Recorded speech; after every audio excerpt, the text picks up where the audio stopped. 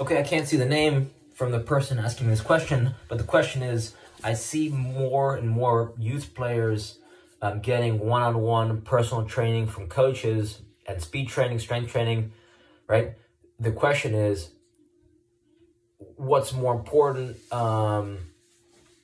individual training or working in groups or working with a coach? What's more important? Or, they said, or you said, should I focus on ball mastery and passing and shooting and dribbling, whatever?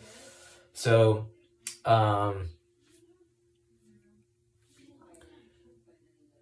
there's benefits and there's trade-offs to individual training, to group training, to personal training.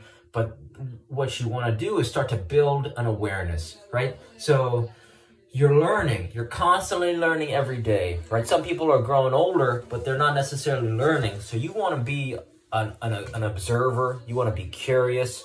You want to start to either, right?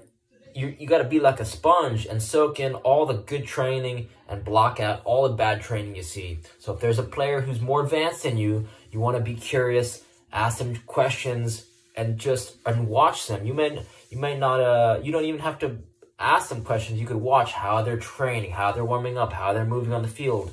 Coaches can be beneficial because they can start to inform you, or, you could ask them, what are your 2 favorite drills? Or, what do most people do wrong? Or, what are your biggest regrets? You can start to ask coaches questions, and then you could see how they train you. And then you could reflect and say, okay, I enjoyed that, or I didn't like that, or that seemed good, or this, you want a coach to kind of show you who you are to yourself. Right? You want them to expose a truth about you that you may not have realized, right? So a coach could say, okay, I think you're really strong here, or I think you might need to,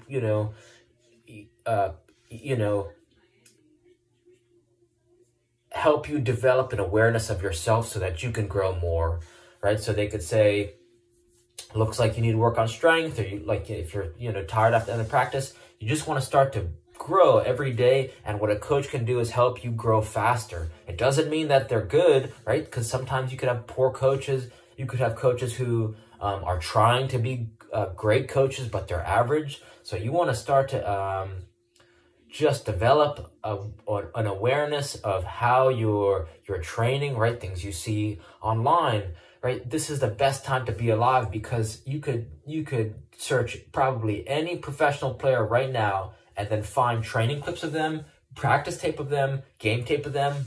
I mean, this is something that you couldn't do 10, 20, 30 years ago, right? There was just not, you didn't have the footage, and you just didn't have either the resources, the technology. Now it's all available, right? There's a lot of people who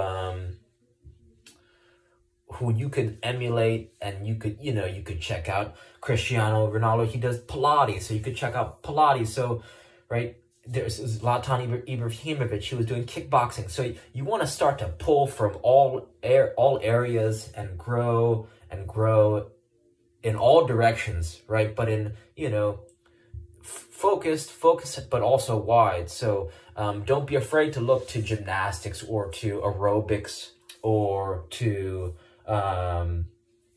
Taekwondo or Muay Thai, right? You can learn, and you could tie it into your personal training routine, and just grow in the game of soccer. So I hope some of these ideas help, and reach out with any questions. All right, thank you.